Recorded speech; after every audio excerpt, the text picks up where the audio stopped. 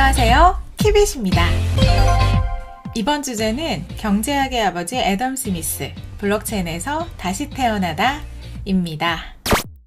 블록체인을 공부하다 보면 유독 생태계라는 단어가 많이 등장하는 것을 알 수 있습니다. 그만큼 블록체인은 단순한 도구로서 작용하는 것이 아니라 하나의 새로운 세계를 구축해 나가고 있기 때문입니다. 자연 생태계에서 다양한 동식물이 조화를 이뤄야 그 세계가 건전하게 발전하는 것처럼 블록체인도 학제 간의 협동이 유기적으로 이뤄져야 합니다. 인문계의 상상력과 논리에 의거한 설계 없이 기술만 덩그러니 놓여 있다면 블록체인이라는 배는 방향을 잃은 표류선과 같다고 할 수 있을 겁니다. 반면 생각만 거창하고 그 계획을 실행하는 실질적 기술이 없다면 블록체인호는 설계도 속에서만 존재하는 허상에 불과하겠죠. 결국 블록체인 생태계를 지속 가능하게 발전시키려면 양자가 조화를 이루는 모습이 꾸준하게 나타나야 할 겁니다. 그러나 둘 중 어느 것을 먼저 확립하는 게 효율적이냐 묻는다면 아무래도 생태계의 키잡이 역할을 하는 인문학적 사상성이라고 할 수 있습니다. 특히 블록체인 생태계를 처음 창조한 비트코인이 탈중앙화 화폐를 선두로 등장했기 때문에 블록체인은 인문학 중에서도 경제학적 사상이 많이 녹아들어갈 수밖에 없습니다. EOS, 비트쉐어, 스팀의 창시자로 알려져 있는 개발자 댄 라이머도 본인을 경제사상의 한 갈래인 오스트리아 학파라고 공언하고 있습니다. 또 작년 JTBC 암호화폐 토론회에서 이슈가 되었던 선의의 노드 문제도 사실은 경제학사에서 그 기원을 찾을 수 있는 문제입니다. 따라서 경제사상의 원료를 되짚어 블록체인을 다시 바라본다면 앞으로 블록체인이 나아갈 방향성에 대해서도 가늠해 볼 수 있을 겁니다. 그렇다면 경제학사에서 최초의 사상이라고 부를 만한 이론은 언제 등장했을까요? 나카모토 사토시가 비트코인 백서를 통해 블록체인의 사상적 근간을 언급했다면 경제 사상사에서는 흔히 애덤 스미스의 국부론을 시초로 보고 있습니다. 그럼 경제학의 아버지라 불리는 애덤 스미스의 이론을 살펴보고 경제 사상이 왜 블록체인과 밀접한 연관이 있을 수밖에 없는지 알아보겠습니다. 분업의 발견. 오늘날 자동차가 만들어지는 과정을 보면 한 가지 두드러지는 특징이 있습니다. 바로 부품별로 분업을 해서 한 대의 자동차를 완성한다는 점인데요.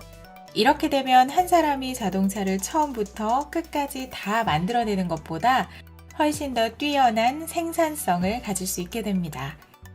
그러나 산업혁명의 본고장으로 알려져 있는 18세기 영국에서조차 이 사실을 제대로 깨달은 사람은 아무도 없었습니다.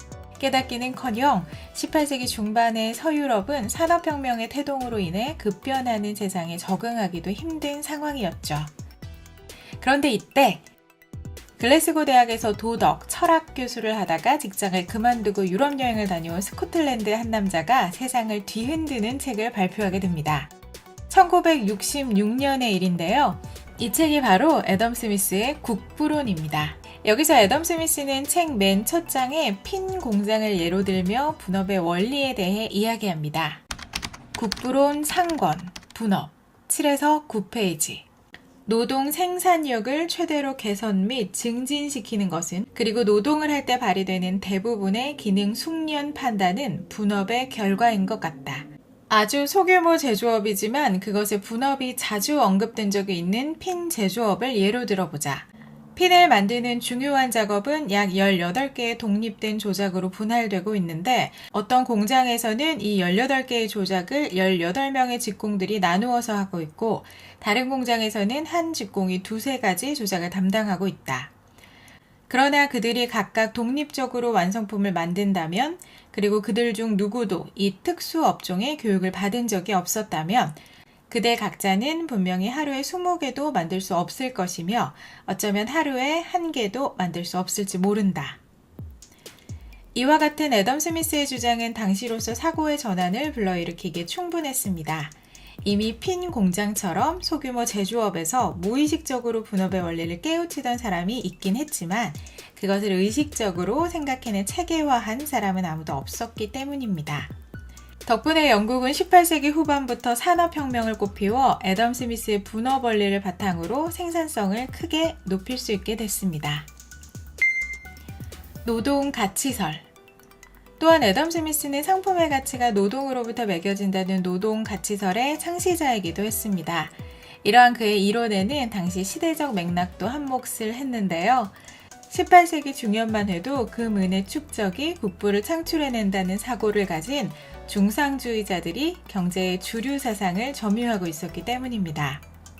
이들은 오직 금은만이 국가를 부강하게 만들 수 있는 길이라 주장하면서 금은을 모으는 방법이라면 수단을 가리지 않았습니다.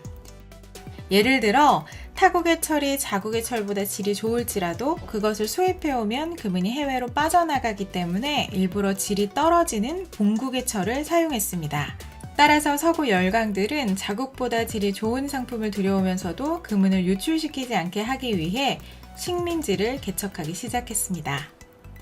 식민지로 만든 국가는 이런 비정상적인 거래에 항의할 힘이 없었기 때문에 중상주의자들의 입맛에 딱 맞는 정책이었습니다. 하지만 중상주의자들의 사고방식은 궁극적으로 자국을 병들게 만들어갔습니다. 식민지에서 들여오는 물품이라고 해봐야 대부분 식료품 및 원자재였고 결국 고급 기술이 필요한 제품들은 식민지가 아닌 곳에서 구해올 수밖에 없었습니다.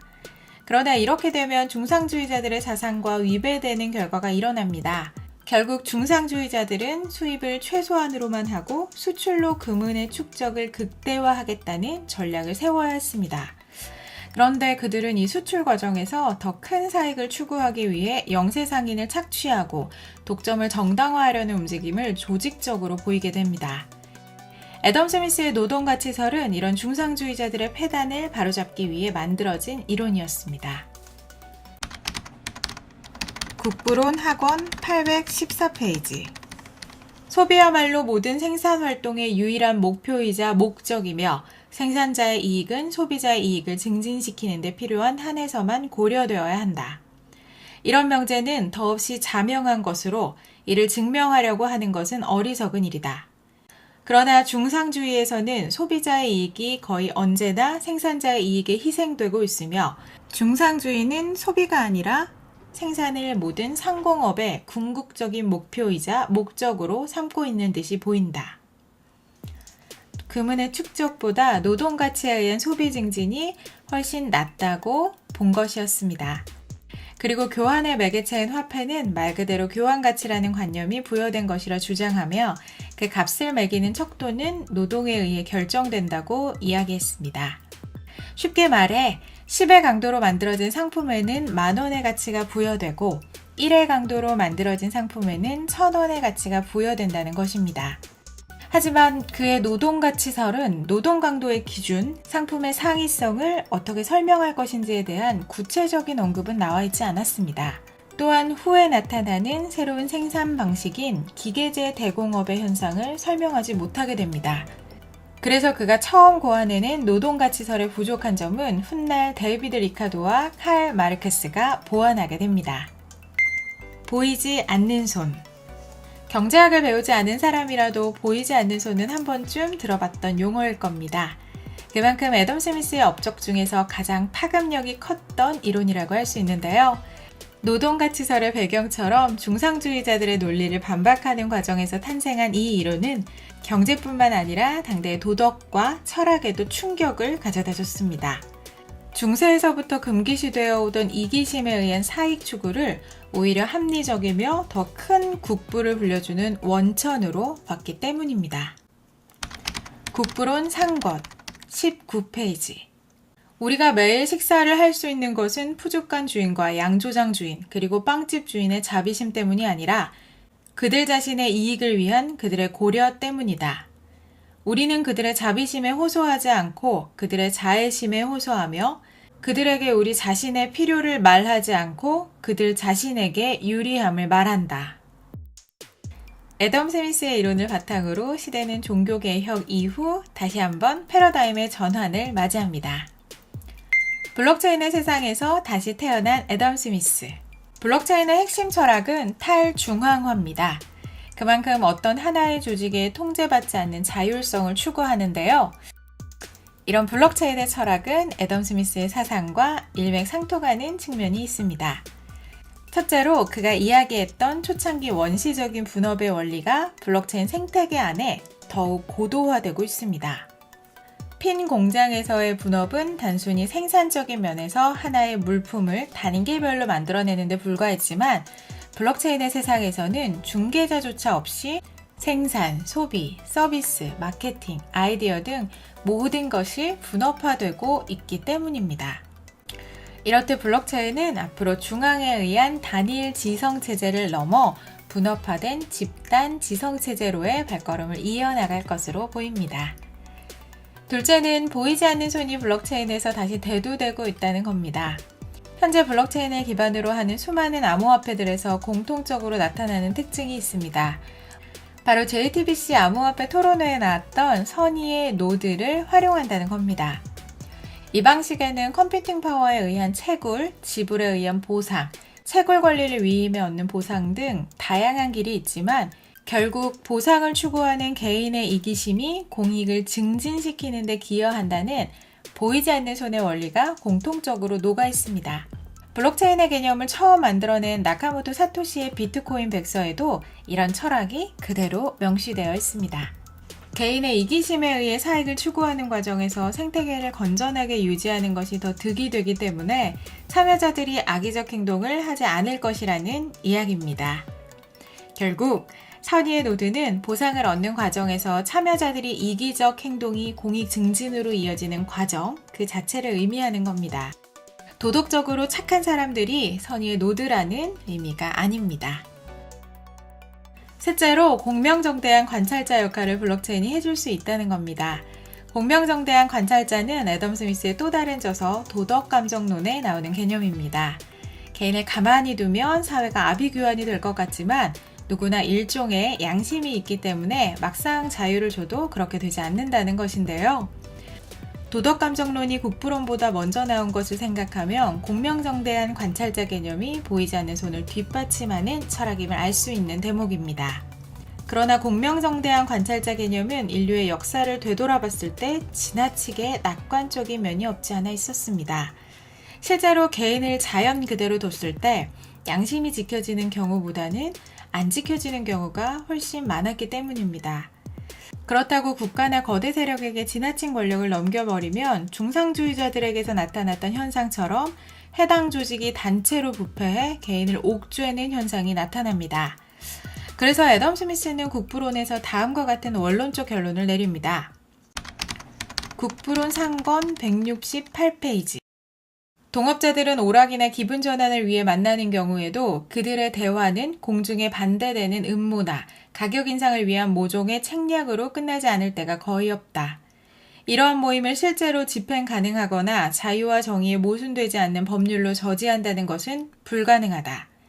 그러나 이따금씩 열리는 모임을 저지할 수 없다고 하더라도 법률이 그러한 모임을 촉진해서는 안 되며 더구나 그러한 모임이 필요하도록 만들어서도 안 된다.